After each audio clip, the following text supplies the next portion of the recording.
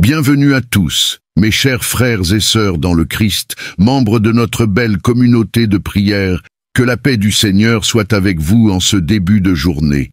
C'est toujours une joie de vous retrouver pour une nouvelle prière matinale. Aujourd'hui, nous allons confier notre semaine à Dieu.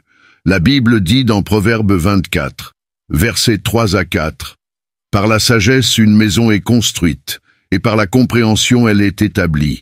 Par la connaissance, les pièces sont remplies de toutes les richesses précieuses et agréables. Par la sagesse habile et pieuse, une maison, une vie, un foyer, une famille sont construits. Et par la compréhension, ils sont établis sur une fondation saine et solide. Par la connaissance, ces pièces sont remplies de toutes les richesses précieuses et agréables. » En ce moment saint, je veux vous encourager à dédier votre maison et votre famille au Seigneur. Remettez votre famille entre les mains du Seigneur. Confiez votre maison à Dieu afin qu'elle devienne un lieu où sa glorieuse présence demeure. J'aime ce que dit le psaume 91, versets 9 à 11. Parce que tu as fait du Seigneur ta demeure, le Très-Haut qui est mon refuge, aucun mal ne t'atteindra, aucune plaie ne s'approchera de ta tente, car il commandera à ses anges à ton sujet de te garder dans toutes tes voies. Oui, nous pouvons être sous un toit physique et entourés de murs, mais en tant qu'enfants de Dieu, le Seigneur est notre véritable demeure. Le Très-Haut est notre refuge. Dans Hébreux 3, verset 4, il est écrit « Toute maison est construite par quelqu'un, mais celui qui a construit toute chose, c'est Dieu. Le bâtisseur de toute chose est en effet Dieu. Si vous lui ouvrez la porte aujourd'hui, si vous l'invitez à agir selon sa volonté, vous constaterez que l'amour du Christ et sa présence dissiperont tout esprit de dissension dans votre foyer. Invitez Jésus-Christ dans votre vie, il peut restaurer la joie dans votre famille. Il peut ramener l'amour, même là où il a été remplacé par le manque de pardon. Ces miracles peuvent arriver soudainement ou nécessiter du temps, mais une chose est sûre, Jésus-Christ ne déçoit jamais. Que votre famille soit réunie et reste unie au nom de Jésus. Que votre maison devienne un lieu où la lumière de Jésus-Christ brille, un lieu chargé de la présence du Dieu Tout-Puissant. Aucun mal ne vous arrivera, et aucune plaie ne s'approchera de votre demeure, au nom de Jésus. Prions maintenant, ô Seigneur Jésus, que ta présence soit ressentie entre les murs de nos maisons. Répare et restaure chaque cœur brisé au sein de nos familles. Unis-nous, Seigneur, donne-nous la paix et l'harmonie. Je prie pour chaque famille qui écoute cette prière, pour chaque croyant qui s'unit à cette invocation. Seigneur Jésus, tu es notre soutien, tu es celui qui nous préserve et nous protège. Dans tes mains, rien n'est irréparable, aucune relation n'est trop brisée pour toi, tu peux aplanir toutes les difficultés de nos vies, tu peux raviver l'amour dans nos foyers, restaurer la joie et apporter l'unité. Je proclame l'amour du Christ dans chaque maison qui se tourne vers toi pour la guérison. Qu'un doux esprit de pardon remplisse chaque foyer. Purifie nos maisons, Seigneur, que ton précieux sang recouvre chaque mur, chaque pièce. Aucun esprit maléfique, aucun démon, aucune arme forgée contre nous ne prospérera au nom de Jésus. Nous disons non à tout esprit de division dans nos familles. Nous disons non à tout esprit d'amertume et de manque de pardon. Nous invitons le Saint-Esprit à être l'autorité influente dans nos vies et dans nos maisons. Galates 5, versets 22 à 23 dit « Mais le fruit de l'esprit, c'est l'amour, la joie, la paix, la patience, la bonté, la fidélité, la douceur, la maîtrise de soi. Contre de telles choses, il n'y a pas de loi. » Seigneur Jésus, je prie pour qu'à partir d'aujourd'hui, nous commencions à voir les fruits de l'esprit dans nos vies et dans nos familles. Qu'il y ait plus d'amour et de joie, plus de paix, de patience et de bonté, au nom de Jésus. Seigneur, nous invitons le Saint-Esprit à réguler l'atmosphère dans nos maisons. Que notre lieu de résidence devienne un lieu de culte, un lieu qui te révère. Que nos maisons deviennent des autels où ton nom est élevé et loué, des lieux où ta présence demeure. Je déclare que Jésus-Christ est notre bouclier et notre défense. La Bible dit dans Ésaïe 41, verset 10, « Ne crains rien, car je suis avec toi. Ne sois pas effrayé, car je suis ton Dieu. Je te fortifierai, je t'aiderai, je te soutiendrai de ma droite juste. » Seigneur, ta parole est notre fondation. Tes promesses sont notre appui. Le plan du diable est de voler, de tuer et de détruire. Mais au nom de Jésus, ce plan ne réussira pas. Au nom de Jésus, nous mettons notre confiance en toi, un Dieu puissant et tout-puissant. Nous prions, Seigneur, touche nos vies, répands ton esprit sur nous, Père.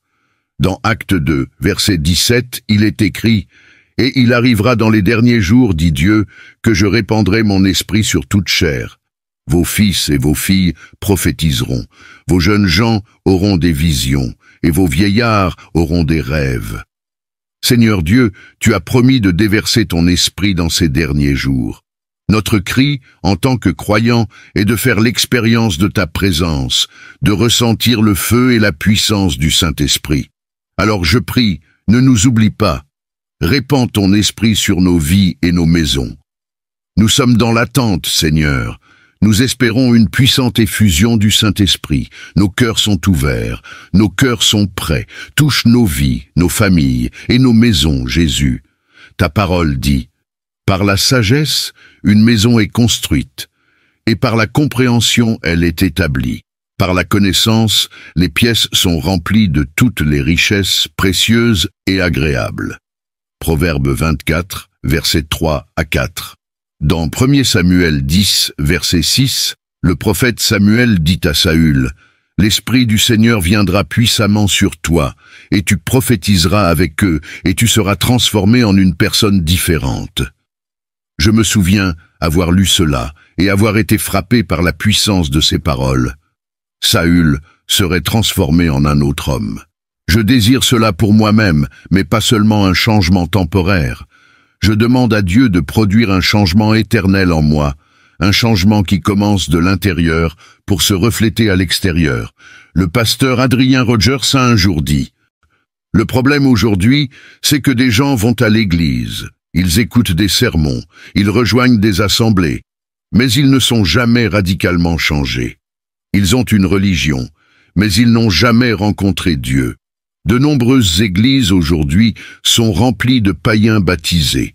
Ils ont une version édulcorée du christianisme, mais ils n'ont jamais fait l'expérience d'une vraie transformation. L'église peut être pleine, mais les gens restent souvent vides. Ils viennent, ils font les gestes, mais ils n'ont jamais trouvé une nouvelle vie en Christ. Ils n'ont jamais été convertis. Ces paroles m'ont défié. Elles m'ont fait réfléchir profondément. Ai-je été radicalement changé par Jésus-Christ? Suis-je vide ou suis-je rempli du Saint-Esprit? La Bible, dans Éphésiens 4, versets 22 à 24, dit « Débarrassez-vous de votre vieil homme, qui appartient à votre ancienne manière de vivre et qui est corrompu par les désirs trompeurs. Soyez renouvelés dans l'esprit de vos pensées et revêtez le nouvel homme, créé selon Dieu dans la justice et la sainteté. » Quand Jésus-Christ est Seigneur de votre vie, un changement doit se produire. Le péché ne fera plus partie de votre style de vie. Le changement, c'est cela.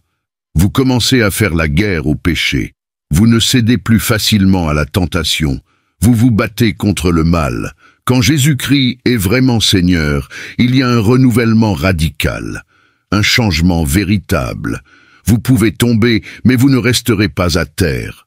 Au lieu de cela, vous vous relevez et continuez le bon combat de la foi. Saint, j'aime le Seigneur parce qu'il est un Dieu qui apporte un changement dans nos vies. Si nos cœurs ne sont pas endurcis, il est impossible d'avoir une véritable rencontre avec Jésus-Christ et de rester les mêmes. Quelque chose change, quelque chose doit changer. S'il y a quelque chose qui vous pèse lorsque vous rencontrez Jésus, ce fardeau devient léger. Cette chaîne est brisée, cet esprit est chassé. Aucune ténèbre ne peut persister lorsque vous êtes en présence du Seigneur.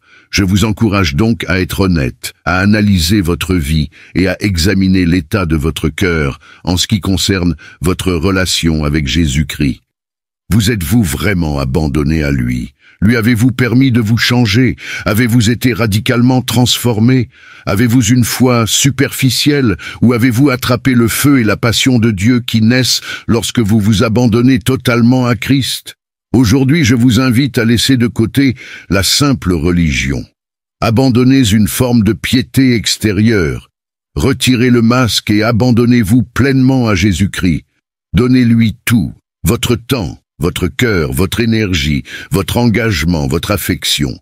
Que Jésus-Christ soit véritablement le Seigneur de votre vie. La Bible nous appelle à nous engager entièrement envers Jésus-Christ.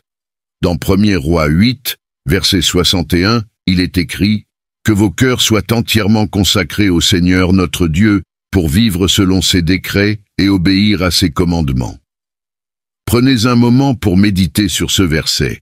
Votre cœur doit être entièrement consacré à Jésus-Christ. Votre cœur doit être résolu à suivre Jésus-Christ. Votre cœur doit être totalement dévoué et loyal au Seigneur, notre Dieu. Dans Psaume 37, verset 5, il est dit « Confie ta voix au Seigneur, mets ta confiance en lui, et il agira. » Avez-vous confié votre voix au Seigneur? Saints, je vous encourage à prendre une décision dès maintenant. Décidez de confier vos voix à Jésus-Christ. Soyez une personne loyale, ne soyez jamais trouvé avec un regard hésitant ou distrait. Ne donnez jamais moins que votre tout au Seigneur. Prions maintenant. Ô Seigneur, Sauveur du monde, prends mon cœur, façonne-le, moule-le, transforme-le. Je prie pour qu'un changement ait lieu dans ma vie. Et Seigneur, je prie pour qu'un changement ait lieu dans la vie de chaque croyant qui écoute en ce moment. Qu'il y ait un changement intérieur, qu'il y ait une transformation dans nos pensées, dans nos intentions, dans nos motivations. Père, s'il y a quelqu'un qui ne t'a pas encore reçu, change radicalement sa vie au nom de Jésus. Roi Jésus, aide-nous à abandonner notre ancien mode de vie. Aide-nous à nous débarrasser du vieil homme et à rejeter complètement notre ancienne nature. Aide-nous, Seigneur, à nous débarrasser de cette chair corrompue par des désirs trompeurs. Voici notre prière, Seigneur Dieu, que ta miséricorde et ta grâce tombent sur nous, afin que nous soyons continuellement renouvelés dans l'esprit. Donne-nous une attitude mentale et spirituelle fraîche et sans tache. Aide-nous, Maître, à revêtir le nouvel homme, cette nature régénérée et renouvelée qui ne vient que par ta force, Seigneur. Aide-nous à poursuivre la justice et la sainteté. Ta parole dit dans Colossiens 3, versets 5 à 8, « Faites donc mourir ce qui est terrestre en vous, l'immoralité sexuelle, l'impureté, les passions, les mauvais désirs et la convoitise, qui est une idolâtrie. À cause de cela, la colère de Dieu vient sur ces choses. Vous aussi, vous avez autrefois vécu dans ces péchés, lorsque vous marchiez selon eux. Mais maintenant, vous devez renoncer à tout cela, colère, animosité, méchanceté, calomnie et paroles obscènes. Père, si quelque chose en moi ne te plaît pas, je te prie de l'enlever de mon cœur. Seigneur Jésus, s'il y a quelque chose qui me retient, si j'ai fait d'une passion, d'une ambition ou même d'une personne une idole, je te demande, Roi Jésus, de retirer cette chose de ma vie. Enlève tout ce qui s'oppose à toi dans mon cœur. Remplis-nous, Seigneur, remplis-nous du Saint-Esprit. Que nos vies soient prêtes et changées par toi. Que nos vies soient radicalement transformées. Change tout ce qui doit l'être. Réorganise tout ce que tu veux dans nos vies. Élimine toute anarchie de nos vies. Change-nous complètement, Saint-Père. Fais de nous des pratiquants de ta parole, pas seulement des auditeurs. Ta parole dit dans Galates 5, versets 16 à 17. Marchez par l'esprit, et vous n'accomplirez pas les désirs de la chair, car les désirs de la chair sont contraires à ceux de l'esprit, et les désirs de l'esprit sont contraires à ceux de la chair. Ces choses sont opposées entre elles, afin de vous empêcher de faire ce que vous voudriez. Donne-nous la grâce et la force, Roi Jésus, pour remporter la victoire dans ce combat entre la chair et l'esprit. Aide-nous à résister aux désirs de la chair. Aide-nous à rejeter les passions terrestres. Au lieu de cela, je prie pour recevoir davantage de ton Saint-Esprit. Je prie pour que ma vie glorifie ton royaume, que je produise de bons fruits, des fruits qui te plaisent.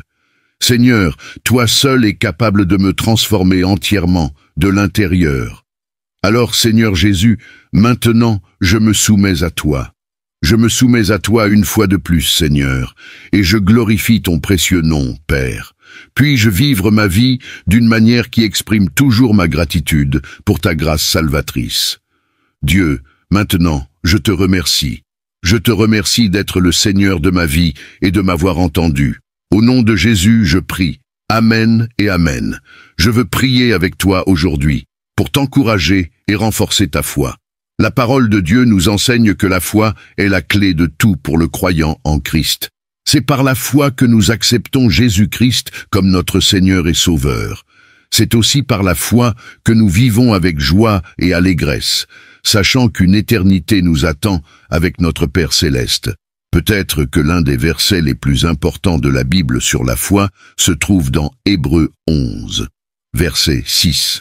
Or, sans la foi, il est impossible de lui être agréable, car il faut que celui qui s'approche de Dieu croit que Dieu existe et qu'il est le rémunérateur de ceux qui le cherchent.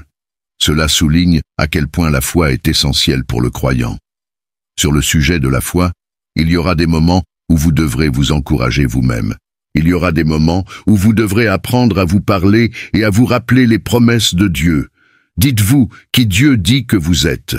Lorsque vous faites cela, vous constaterez que vous vous élèverez pour marcher au-dessus de votre situation au lieu de rester en dessous. Cela élèvera votre foi. Affirmez-vous avec des versets bibliques. Naoum 1er, verset 7. Le Seigneur est bon, un refuge au jour de la détresse. Il prend soin de ceux qui se confient en lui. Ésaïe 40, verset 29. Il donne de la force à celui qui est fatigué, et il augmente la vigueur de celui qui est faible.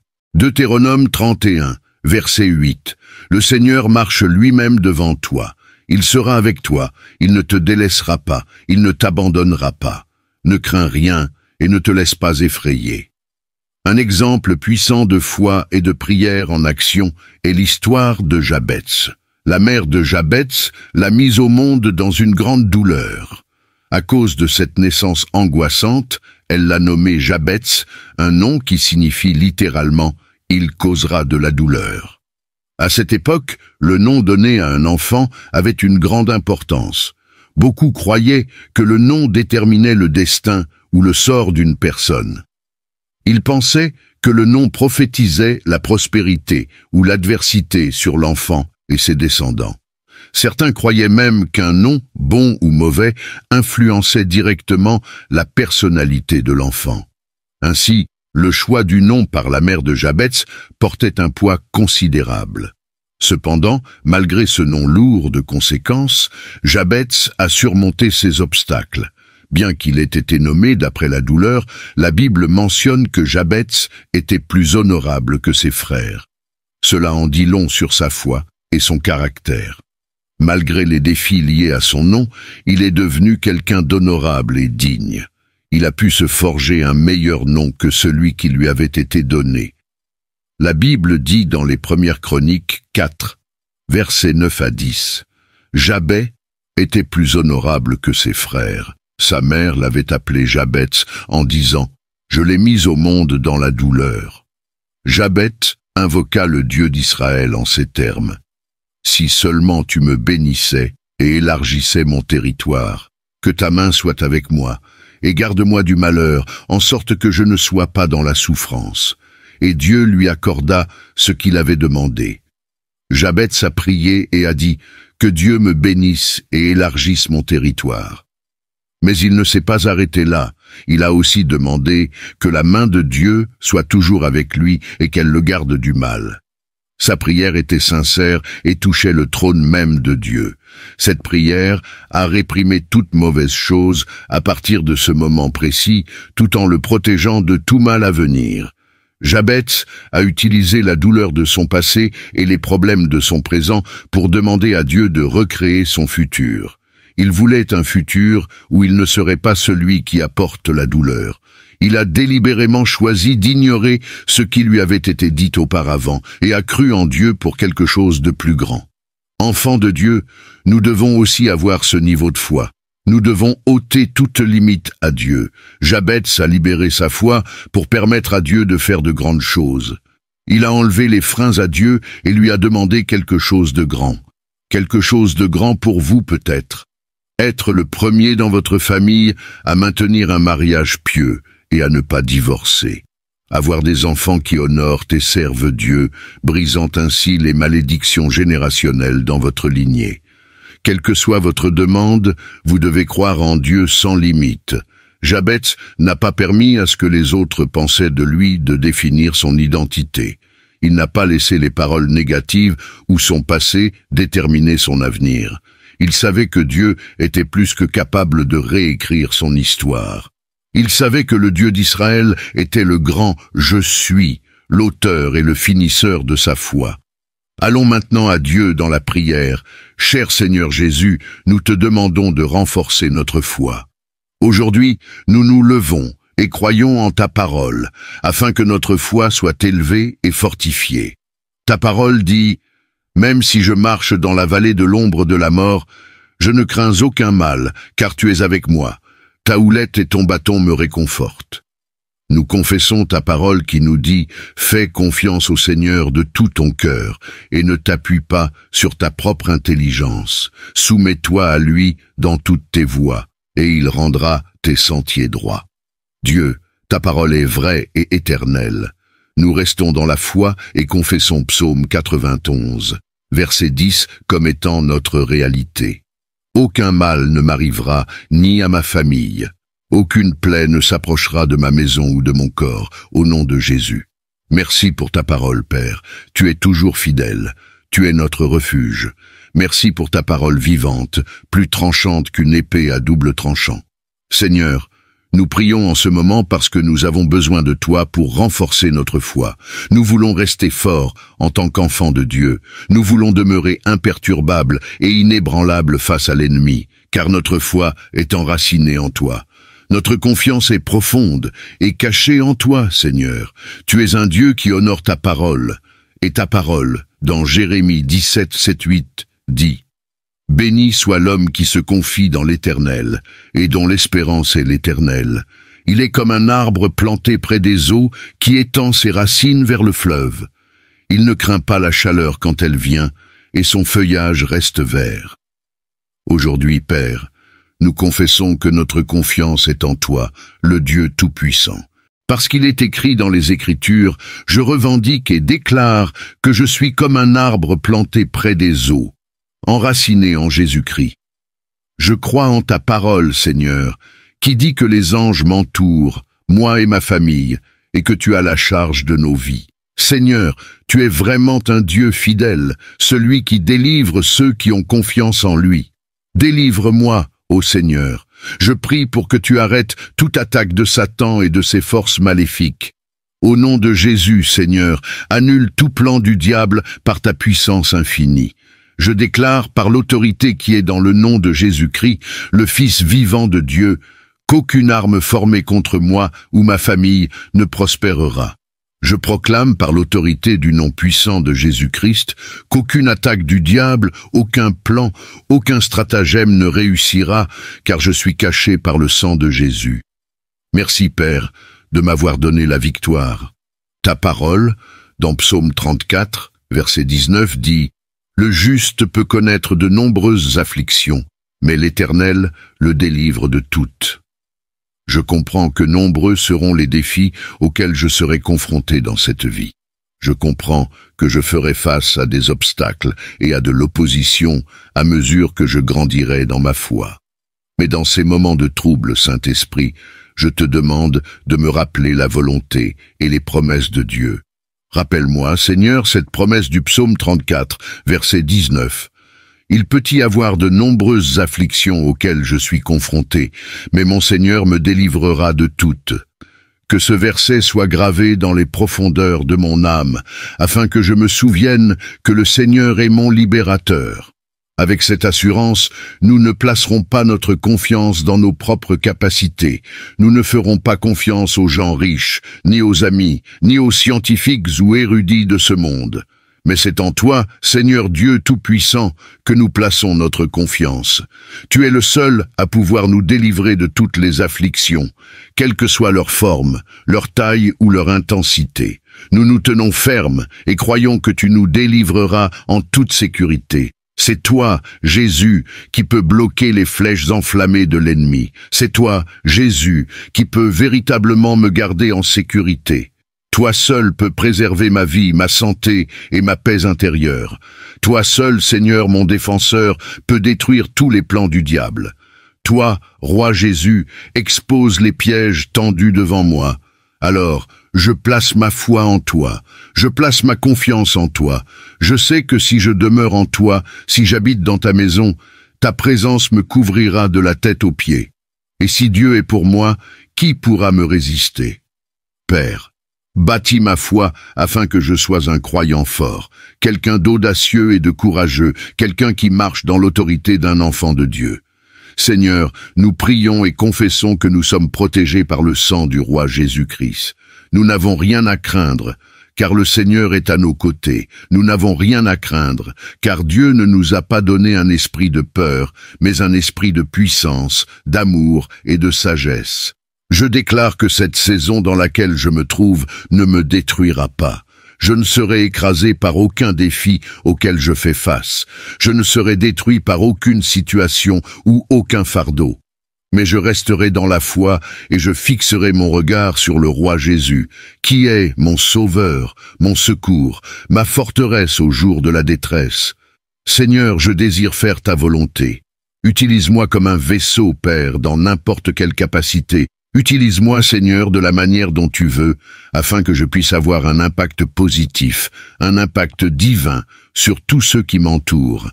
Je prie pour que je sois porteur de paroles qui encouragent les autres dans leur foi. Que mes actions soient associées à de bonnes œuvres qui inspirent les autres à se tourner vers toi. Que tout ce que je fais te glorifie, Maître, et non moi. Père, nous te remercions, nous t'honorons et nous te louons. Au nom de Jésus. Amen. Psaume 18, versets 1 à 2. Je t'aimerai, ô Éternel, ma force. L'Éternel est mon rocher, ma forteresse et mon libérateur, mon Dieu, ma force en qui je me confie, mon bouclier, la corne de mon salut et ma haute retraite. De nos jours, il est courant que le monde définisse la force divine en fonction de ce que vous pouvez soulever, porter ou déplacer. Mais je crois que la vraie force dépasse les choses physiques que nous voyons. La manière dont Dieu travaille est différente. Il prend ce que nous considérons comme faible et l'utilise pour démontrer sa puissance. La vraie force pour moi, c'est de voir des larmes couler doucement sur le visage d'un homme ou d'une femme qui loue et adore Dieu, même après que leur monde entier s'est effondré.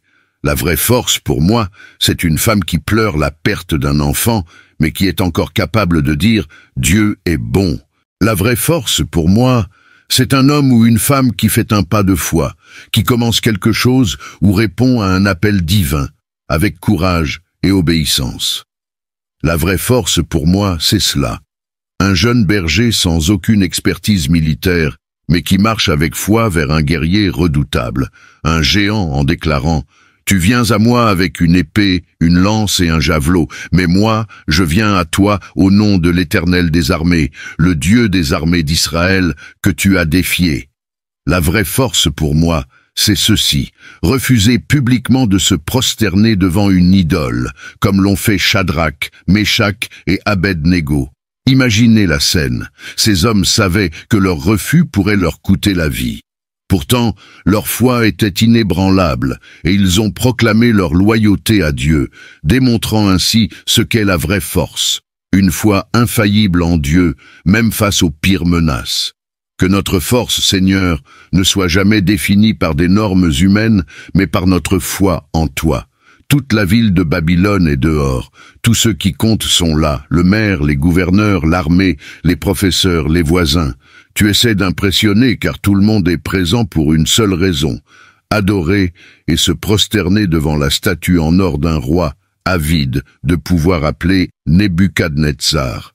Le pire, c'est que non seulement tout le monde est là, non seulement tout le monde se conforme à la demande du roi, non seulement tout le monde fait la même chose, mais tout le monde connaît les conséquences du refus d'obéir à cette demande. C'est pourquoi je sais que les 3 jeunes Hébreux ont démontré un niveau de force inimaginable.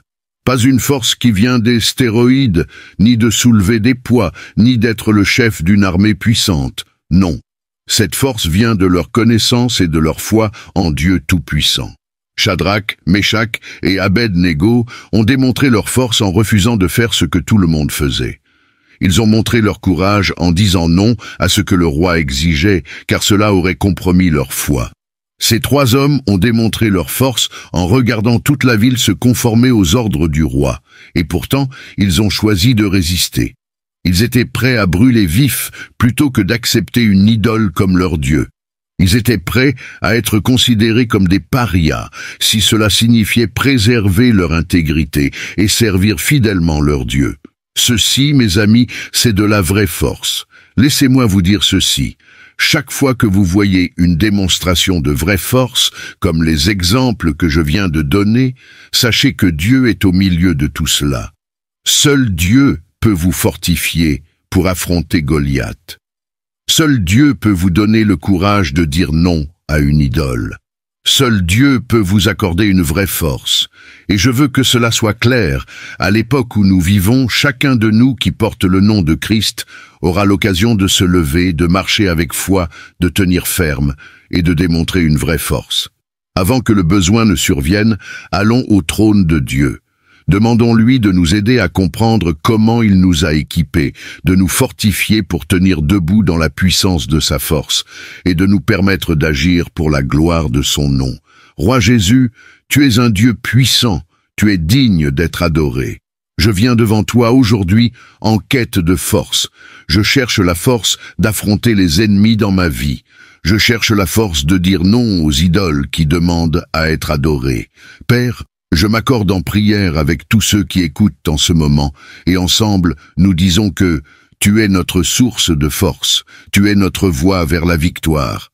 L'ennemi peut nous surpasser en nombre, mais nous resterons fermes dans la foi à cause de toi, Roi Jésus. L'ennemi peut tenter de nous submerger, mais nous, en tant que tes enfants, Seigneur, nous prouverons que nous sommes trop forts pour ces attaques méchantes. Au nom de Jésus, Seigneur, nous pouvons être attaqués par les dirigeants, les autorités et les puissances de ce monde de ténèbres, mais nous resterons forts, car le sang de Jésus-Christ a toujours du pouvoir. Il a encore un pouvoir de miracle en toutes circonstances. Seigneur, je te remercie, car nous pouvons déclarer, comme dans Exode 15, verset 2, « L'Éternel est ma force et mon cantique, il est devenu mon salut. C'est mon Dieu, et je le louerai, le Dieu de mon Père, et je l'exalterai. » C'est toi qui me fortifies, Seigneur Jésus. C'est toi qui me retiens lorsque j'ai l'impression de couler. C'est toi, Dieu, qui sera mon secours lorsque j'échoue. Ainsi, Seigneur, dans ma faiblesse, je me vante de ta force. Roi Jésus, je proclame que tu es fort, que tu es puissant, que tu es tout-puissant. Père, donne-nous une vraie force, une force qui ne vient que de toi. Donne-nous le courage d'être des hommes et des femmes audacieux pour Dieu, des croyants qui ne se conformeront pas aux normes de ce monde. Aide-nous à refuser de participer à ce qui est mal, immoral ou pécheur. Que nous restions fidèles à tes normes, Seigneur. Père, que ta parole dans Ésaïe 12, verset 2 soit une réalité dans nos vies. Voici, Dieu est mon salut, je ferai confiance et je n'aurai pas peur, car le Seigneur Dieu est ma force et mon chant, et il est devenu mon salut. Je m'appuie sur toi, Roi Jésus, je compte sur toi. Je suis totalement et complètement dépendant de toi, car tu es celui qui donne la puissance aux faibles et la force aux impuissants. Bien que ma chair puisse faillir, bien que mon cœur puisse échouer, toi, ô Dieu, tu es la force de mon cœur et ma part pour toujours. Toutes les louanges te reviennent. Ta parole, dans 2 Corinthiens 12, versets 9 à 10, dit « Ma grâce te suffit, car ma puissance s'accomplit dans la faiblesse. C'est pourquoi je me glorifierai bien plus volontiers de mes faiblesses, afin que la puissance de Christ repose sur moi. À cause de Christ, Je me contente des faiblesses, des insultes, des épreuves, des persécutions et des calamités, car lorsque je suis faible, alors je suis fort.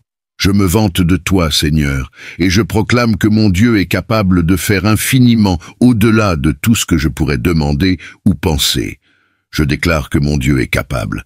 Il est capable de restaurer des mariages brisés. Il est capable de réunir des familles séparées. Mon Dieu est capable de ramener l'amour et le pardon dans un foyer ou une situation brisée. Seigneur, je me vante de ta force. Dans ta puissance, tu es le Tout-Puissant. Tu es celui qui est capable de briser toute forteresse. Tu es celui qui peut chasser tout esprit impur. Tout dépend de toi, Seigneur Jésus. Tout repose sur ta force et ta puissance. Je proclame que je serai toujours fort en toi. Je peux tout faire par Christ qui me fortifie. Reçois toutes mes louanges, Seigneur. Reçois tout l'honneur. Au nom puissant de Jésus-Christ, je prie. Amen et Amen. Je t'aimerai, ô Seigneur, ma force. Le Seigneur est mon rocher, ma forteresse et mon libérateur. Mon Dieu, ma force, en qui je me confierai, mon bouclier et la corne de mon salut. Et ma haute tour. Psaume 107, versets 13 à 16. Alors ils crièrent à l'Éternel dans leur détresse, et il les délivra de leurs angoisses. Il les fit sortir des ténèbres, de l'obscurité totale, et brisa leurs chaînes. Qu'ils rendent grâce à l'Éternel pour son amour indéfectible et pour ses merveilles envers les hommes, car il brise les portes de bronze et coupe les barres de fer. Il y a des gens qui sont littéralement enchaînés à certaines choses, des habitudes, des activités, peut-être même certains péchés, ou parfois à des relations toxiques. Et il y a aussi des choses qui nous poursuivent et refusent de nous laisser partir sans combattre. Des problèmes familiaux, des problèmes de santé, des luttes intérieures, des soucis qui nous stressent et nous épuisent. Tout le monde sur Terre est confronté à quelque chose. Parfois, notre réaction est de fuir nos problèmes. Mais voici le problème. Peu importe la distance que nous parcourons, ces problèmes semblent toujours nous rattraper. D'autres fois, notre réaction est d'abandonner, de nous résigner et de nous laisser asservir. Mais Jésus nous offre une meilleure option. Il nous offre la liberté. Psaume 107, verset 14 dit « Il les fit sortir des ténèbres, de l'obscurité totale et brisa leurs chaînes. » Dans Jean 8, verset 36, la Bible dit « Si le Fils vous libère, vous serez réellement libre. » De plus, 2 Corinthiens 3, verset 17 nous rappelle « Or le Seigneur c'est l'Esprit, et là où est l'Esprit du Seigneur, là est la liberté. Si vous invoquez le nom de Jésus, il vous libérera. » Et je ne parle pas d'une liberté partielle, mais d'une liberté totale. Vous pouvez enfin vous reposer du dur labeur et de l'épuisement que vous avez ressenti en essayant de vous libérer par vos propres forces. Avec un seul mot, avec un seul contact, Jésus-Christ peut briser chaque entrave et chaque chaîne qui vous lie. Matthieu 11, versets 28 à 30 dit « Venez à moi, vous tous qui êtes fatigués et chargés, et je vous donnerai du repos. Prenez mon joug sur vous et recevez mes instructions, car je suis doux et humble de cœur, et vous trouverez du repos pour vos âmes. Car mon joug est doux et mon fardeau léger. » Aujourd'hui, si vous vous sentez fatigué, il est temps d'arrêter de chercher des réponses par vos propres forces. Laissez-moi vous dire ceci, vous ne pourrez jamais vous libérer seul. Ce que vous devez faire, c'est faire confiance à Jésus. Cherchez Jésus et vous trouverez la liberté. Cherchez Jésus et vous trouverez la force. Cherchez Jésus et vous trouverez la joie. Voici ce que vous devez savoir. Il est plus proche de vous que vous ne le pensez. Écoutez ce que David a dit dans Psaume 118, verset 5. « Du sein de ma détresse, j'ai invoqué l'Éternel. L'Éternel m'a répondu, il m'a délivré. » Et si vous lisez Galates 5, verset 1, la Bible dit « C'est pour la liberté que Christ nous a libérés. Tenez donc ferme, et ne vous laissez pas de nouveau asservir par un joug de servitude. » Mais voici le problème avec nous, les humains. Parfois, même après avoir été libérés, nous sommes tentés de revenir à nos anciennes habitudes, à ces mêmes choses qui nous avaient asservis autrefois. Dans ces moments-là, nous devons rester fermes dans la parole de Dieu. Lorsque nous comprenons pleinement la gravité de ce dont il nous a sauvés, lorsque nous réalisons à quel point nous ne méritions pas ce salut, alors nous pouvons être encore plus reconnaissants pour la liberté que nous avons en Christ. 1 Pierre 2, verset 16 dit « Vivez comme des personnes libres, sans utiliser votre liberté comme un voile pour cacher le mal, mais vivez comme des serviteurs de Dieu. » Jésus ne nous libère pas seulement de quelque chose, mais pour quelque chose de plus grand. Jésus nous libère, non seulement pour que nous brisions nos dépendances, mais aussi pour que nous devenions des serviteurs fidèles et obéissants dans son royaume. Il nous libère pour que nous aidions les autres à se libérer de leurs propres chaînes. Grâce à lui, nous pouvons proclamer son œuvre rédemptrice dans nos vies. Nous sommes libres d'aimer les autres comme il l'a fait, d'encourager ceux qui nous entourent, d'utiliser nos dons et capacités pour servir le corps du Christ, d'accomplir des choses extraordinaires en son nom. Mais avant que tout cela ne puisse se réaliser, les chaînes doivent être brisées.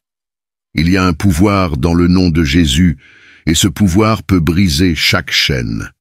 Crions au briseur de chaînes et soyons libérés de ce qui nous lie.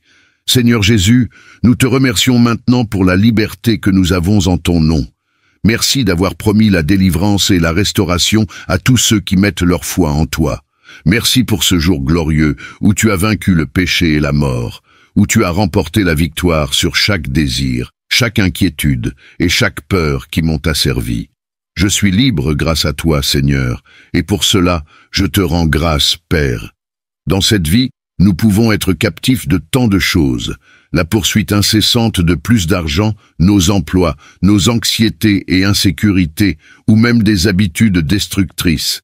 Seigneur, puissions-nous trouver la liberté en toi, dans les moments où nous nous sentons piégés et accablés par l'inquiétude. Seigneur, aide-nous à nous accrocher à ta parole qui a du pouvoir. Dieu, tu es celui qui définit qui je suis.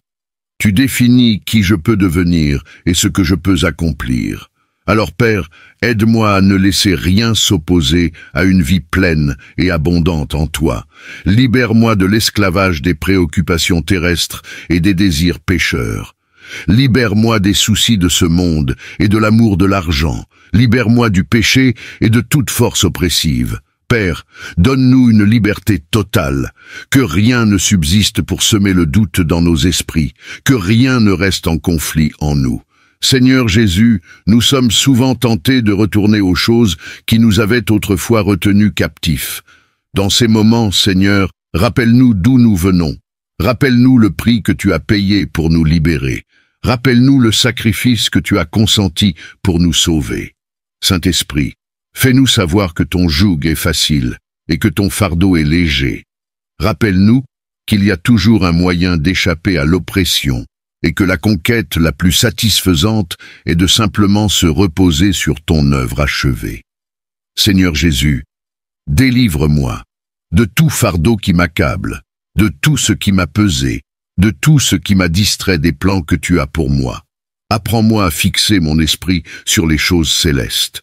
Aide-moi à rêver plus grand et à ne jamais limiter ce que tu peux accomplir. Père, délivre-moi de l'inquiétude, de la douleur des souvenirs passés, car ces choses ne servent qu'à me fatiguer. Mais Jésus, tu me procures du repos dans mon travail. Tu me donnes une paix qui dépasse tout entendement. Aide-moi à saisir tes promesses. Aide-moi à arrêter de lutter pour la liberté par mes propres forces, mais à te laisser briser chaque chaîne. Seigneur, aide-moi à ne pas utiliser cette liberté pour mes propres désirs, mais à l'utiliser pour servir le corps du Christ, à aider ceux qui m'entourent, à cultiver mon amour pour toi. Aide-moi à consacrer mon temps et mon énergie retrouvés à des efforts fructueux, des efforts qui compteront pour ton royaume. Seigneur Jésus, puissez, je ne jamais abuser de ta grâce, mais être toujours motivé par la beauté de l'Évangile. Je veux être poussé à te suivre, à t'obéir, à marcher humblement avec toi chaque jour de ma vie. J'ai hâte de passer le reste de ma vie sous ton joug. Au nom puissant de Jésus, je prie et je te rends grâce. Amen.